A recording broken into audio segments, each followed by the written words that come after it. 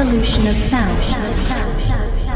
Beep beep, what's up ninjas? My name is Sam World and I got headphones, dog. Today I'm going to be talking to you guys about my favorite scale and why it's my favorite scale. I thought this would be a more fun video to make. So my favorite scale is going to be in this area here.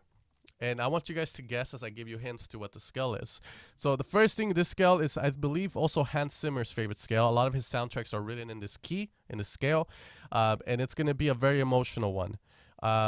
You know, the reason I love this scale is because I heard one of Hans Zimmer's projects called Injection. It was from Mission Impossible 2.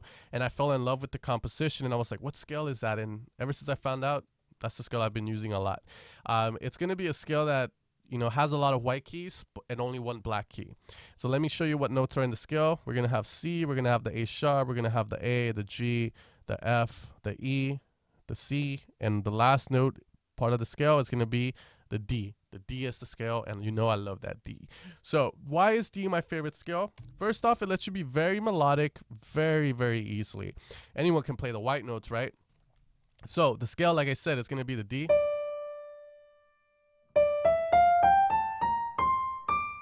You know, so easily, if you play the D and the A, and then the A sharp, you get that melodic kind of emotional feel already.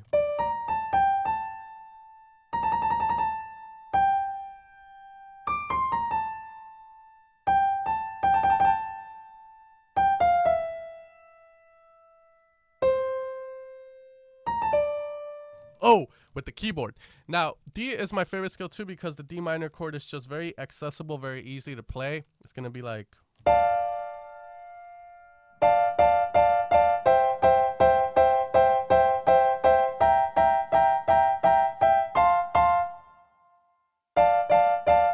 And you can make some really, really nice melodies. And it's also a scale that is used a lot in trance. Now, this is not a beginner scale because, as you guys know, I usually tell you to use these scales, the F sharp, the G sharp, and the A, because that's where the sub is at its strongest.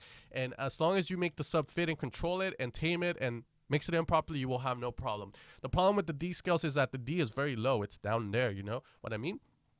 And the sub being down there, it's very hard to hear and feel it, so you're going to have to compensate some other way. And a lot of people that are barely new to mixing and mastering, it's going to be hard for them to compensate on that D. I'm not talking about yo D, I'm talking about this D. And pretty much, when the sub is down there, it loses a lot of power. If I were to show you guys right now, you know, open up Silent 1, you guys are going to see that pretty much there. So what we're going to do is open up Silent 1, and we're going to put a sine wave in here.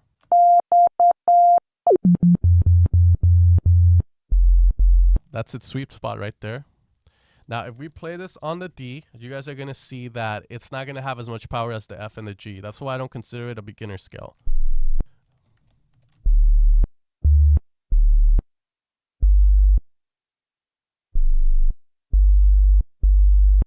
You can see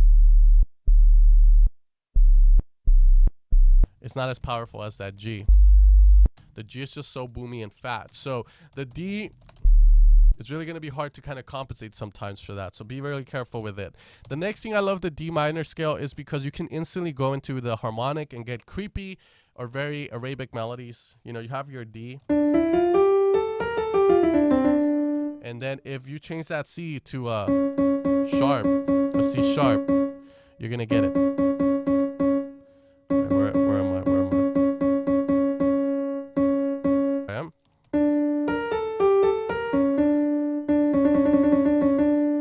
Hopefully this is inspiring you guys to make stuff. You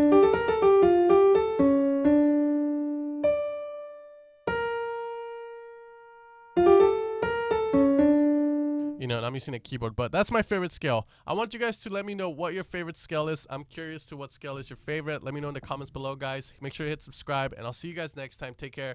Have an amazing day. Booyah.